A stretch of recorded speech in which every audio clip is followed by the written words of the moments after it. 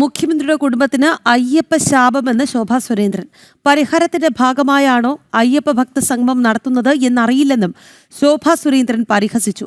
ഒറ്റപ്പാലത്തെ ഗണേശോത്സവ പൊതുസമ്മേളനത്തിലായിരുന്നു ശോഭാ സുരേന്ദ്രന്റെ വാക്കുകൾ. പോയി പഠിക്കാൻ കബഡി നിർത്തിയിട്ട് പറഞ്ഞു, പിണറായി വിജയൻ ചെയ്ത തെറ്റുകളിൽ നിന്ന് വലിയ ശാപം പിണറായിയിലെ പാറപ്പുറത്ത് ജനിച്ച കേരളത്തിന്റെ മുഖ്യമന്ത്രിയുടെ കുടുംബത്തിനുണ്ടായിട്ടുണ്ട്.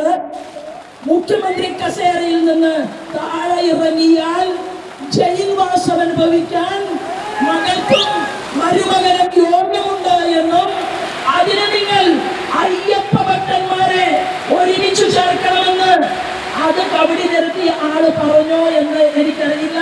പക്ഷേ ആ കുടുംബത്തിന് ശാപമുണ്ട് എന്ന് ഇവിടെ നിന്ന് പോയ പാലക്കാട്ടുകാരൻ പണിക്കർ കബഡി നിരത്തിയിട്ട് കമല ചേച്ചിയോട് പറഞ്ഞു.